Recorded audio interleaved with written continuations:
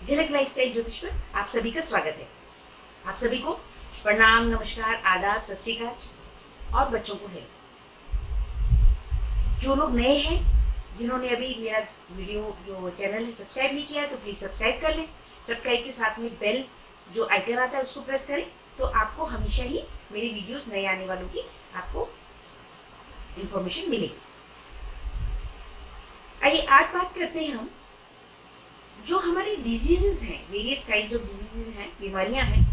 तो वे हमारे जो मूलभूत आधार हैं, जो तत्व हैं, वात, पित्त और कफा। तो देखा होगा जैसे आपने कि जो हमारे आयुर्वेदाचार्य हैं या जो हकीम जी जो हैं, तो वो नवज देखा करते हैं हाथ पकड़ करके। तो उसमें क्या देखते हैं? वो नवज देखते हैं और इंसान की प्रकृति को देखते हैं कि उसकी जो शारीरिक प्रकृति है वो कैसी है। हर इंसान जो है जब बॉर्न होता है, तब आप जब पैदा होते हैं जाकर एक प्रकृति को लेकर के ही पैदा होता है, और वह प्रकृति जो है, शारीरिक प्रकृति जो है, वह वात हो सकती है, पित्त हो सकती है, कफ हो सकती है। लेकिन ओवर द ईयर्स जैसे जैसे बड़े होते जाते हैं और ये जो बैलेंस है वात, पित्त, कफ का बिगड़ जाता है,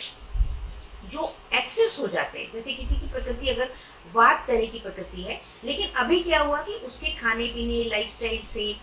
रहने सहने से, तो वह जो है उसके बॉडी का जो पित्त दोषा जो है, कफ है, बिगड़ गया, तो वह क्या हो जाएगा? वह दोषा हो जाएगा। अब उसमें हम क्या कहेंगे कि अब जैसी उसकी वात प्रकृति थी, अब उसकी वैसी प्रकृति नहीं है, तो उसमें जो है दूसरा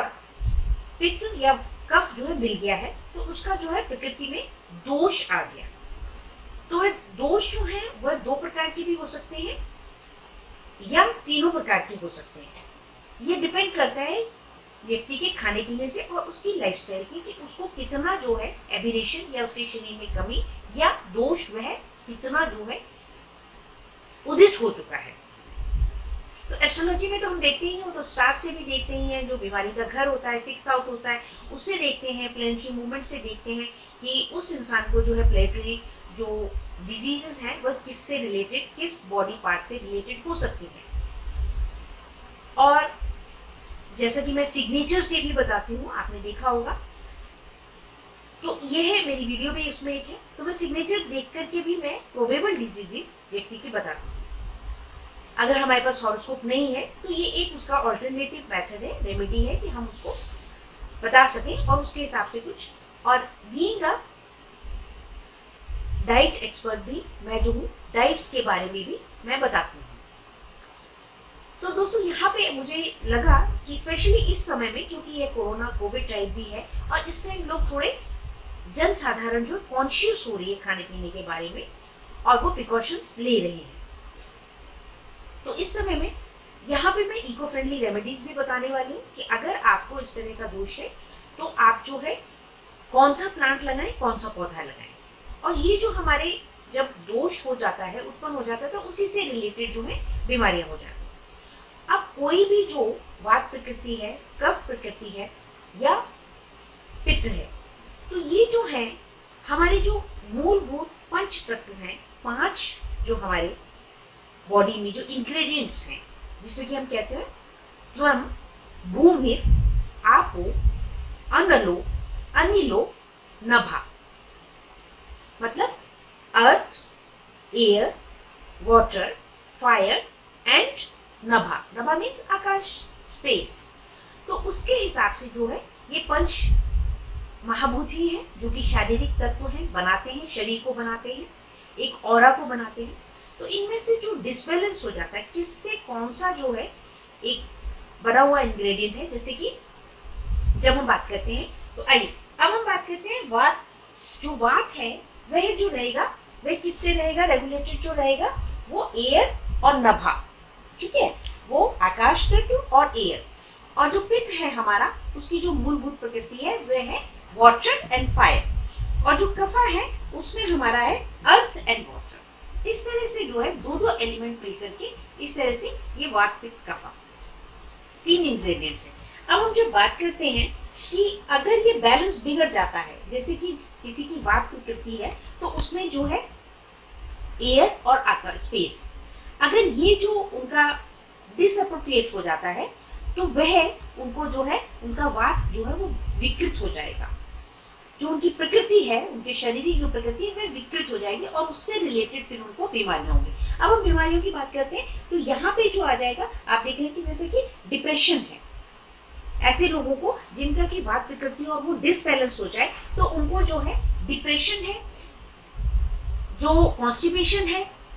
और इस तरह की जो उनको स्किन रिलेटेड एलर्जीज है, इस तरह की जो है उनको प्रॉब्लम्स आती है। इसी प्रकार से जो पित्त है, पित्त में क्या रहेगा, अगर उसका जो इंग्रेडिएंट है वाटर एंड फायर वो डिसबैलेंस होते हैं तो वहाँ पे जो हार्मोनल रिलेटेड प्रॉब्लम्स, मेटाबॉलिज्म है, इंटेस्टाइनल मूवमेंट रिलेटेड जो इंटेस्टाइन्स की जो सीलिया है वह बिगड़ जाते हैं। उनकी जो एबनॉर्मलिटीज हैं, आप देखते होंगे कि कई लोग जो है जो दूध नहीं पी सकते बच्चे, क्योंकि उनको वह एबनॉर्मलिटी है, उनकी इंटेस्टाइन जो है उसको प्रोटीन को, मिल्क प्रोटीन को जो है डाइजेस्ट नहीं करती है। इसी प्रकार से कुछ लोग जो है ग्लूटेन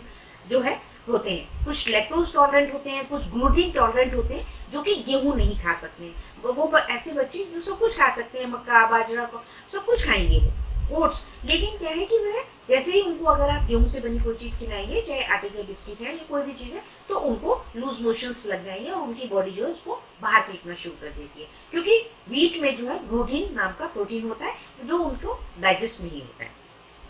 अब बात आती है कफा की। कफा में क्या है, अर्थ एंड वाटर, अगर ये जो उनके मूलभूत आधार है अगर ये बिगड़ेंगे तो उनका जो है तरह तरह की बीमारियां जैसे कि डायबिटीज है, ओबेसिटी है ना, तो इस तरह से जो है एलर्जीज है, वेरियस काइंड्स ऑफ, चाहे किसी भी चीज से, कुछ लोगों को होता है ना जैसे कि एग से एलर्जी है तो एग खाते ही उनके शरीर पे चकते चकते हो जाएंगे, या कोई विशेष तरह की कोई सब्जी है विशेष तो कहते हैं कि हम नहीं खा पाते हैं ये चीज। तो कॉलीफ्लावर है, बहुत सारे लोग जो है कॉलीफ्लावर को कहते हैं कि नहीं वो भी खाते ही हमको कुछ परेशानी हो जाती है, स्किन में कुछ हो जाता है, खुजली होने लग जाती है,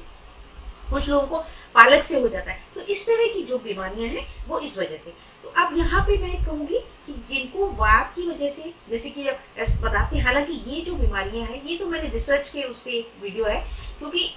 ये कैसे पता चलेगा आपको कि वात पित्त कफ कौन सा बिगड़ा हुआ, वो तो तभी पता लगेगा जब आप किसी आयुर्वेदाचार्य के पास जाएंगे, वो नवज लिख के आपको बताएंगे। लेकिन अगर आपको पहले से पता है तो आप ऐसा कर सकते हैं, या जो मैं सिम्टम्स बता रही हूँ, डिजीजेस बता रही हूँ, तो आप उससे जो है एनालाइज कर सकते हैं अपने आप को कि आपको इस तरह की प्रॉब्लम हो सकती है। तो जहाँ पर जो वात में जो अगर खराबी आ रही है, जैसे मैंने बताया स्किन प्रॉब्लम्स हैं, डिप्रेशन है, थोड़ा सा जो अनस्टेबिलिटी है, लैक ऑफ कंसंट्रेशन है,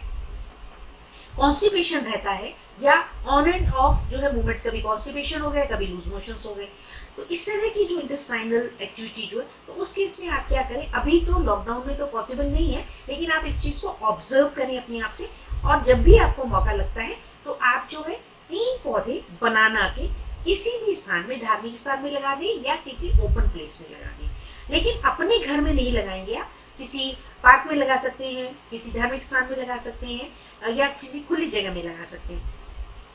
उनको आप लगाएं और 27 डेज रेगुलर जो है आप उसको जल जरूर दें। दूसरी बात अब आ गई पित्त की, जिसमें कि हार्मोनल अगर प्रॉब्लम, ये आजकल हमारे नए बच्चों में, जो छोटी उम्र के बच्चे, उनमें भी ये बहुत ज्यादा, लड़कियों में लड़कों में प्रॉब्लम्स है बहुत ज्यादा, जैसे फेस पे पिंपल्स हैं, या बॉडी जो फिजिक है उसमें हार्मोनल इम्बैलेंसेस है, मेटाबॉलिज्म है, खाने पीने का जो है उनका, कि किसी को बहुत ज्यादा इधर खाते हैं और उधर मोशन हो जाता है, या उनको जो बहुत ज्यादा स्वेटिंग हो रही है, बहुत ज्यादा उनको लगता है, बहुत स्मेली जो है स्वेट है, उस केस में वो क्या करेंगे, अशोक के आप कम से कम 2 पौधे अशोक के किसी भी ओपन प्लेस में लगा दें, और उसी प्रकार से आपको 27 दिन तक उनको जल देना है ताकि वे सबल हो जाए, स्टेबल हो जाए। इसी प्रकार से जिनको कफा की प्रॉब्लम है, जिसमें कि डायबिटीज है, ओबेसिटी है, जो इस तरह की प्रॉब्लम्स है, हार्ट प्रॉब्लम्स है, एलर्जी है, उनको जो है आपको देखना है कि वह जो है या तो बरगद के 3 पेड़ या फिर पीपल के 3 पेड़ किसी भी ओपन स्थान में या मंदिर परिसर में, कोई भी रिलीजियस प्लेस में, या कहीं पर भी पार्क वगैरह में, आप जो कि पब्लिक प्लेस हो, ओपन प्लेस हो, पब्लिक हो, आपको अपने घर में नहीं लगाना, ऐसे स्थान में आप ये पौधे लगाएं। तो एक तो ये जो है इको फ्रेंडली रेमेडी। तो अगर आपको वात की प्रॉब्लम आती है, जैसे कि मैंने बताया डिप्रेशन है, इस तरह की प्रॉब्लम्स है, तो आपको गुरु ग्रह के मंत्र, तो अब हम एक जैसे कि लघु मंत्रों के बारे में भी मैंने बताया हुआ है बीमारियों को ठीक करने के लिए, जैसे कि मैंने डायबिटिक के लिए, या जो हमारी जैसे बोन से रिलेटेड प्रॉब्लम है, रूमेटॉइड आर्थराइटिस है, तो उसके लिए मैंने बताया था कि बम, आप जो है बम जो है 108 बार कम से कम करेंगे। ये कोरोना का समय है, आपके पास टाइम भी है, आप अपने सिम्टम्स को देख करके, जैसा मैंने बताया, आप उसके हिसाब से जो है अपने आप को कंसंट्रेट करें, फोकस करें डाइट पैटर्न को। ये टाइम है तो आप इसे अच्छा यूटिलाइज करें। और इसमें क्या है कि आप अपने खाने पीने को जितना बैलेंस, किसी भी एक तरह का पदार्थ ना खाएं,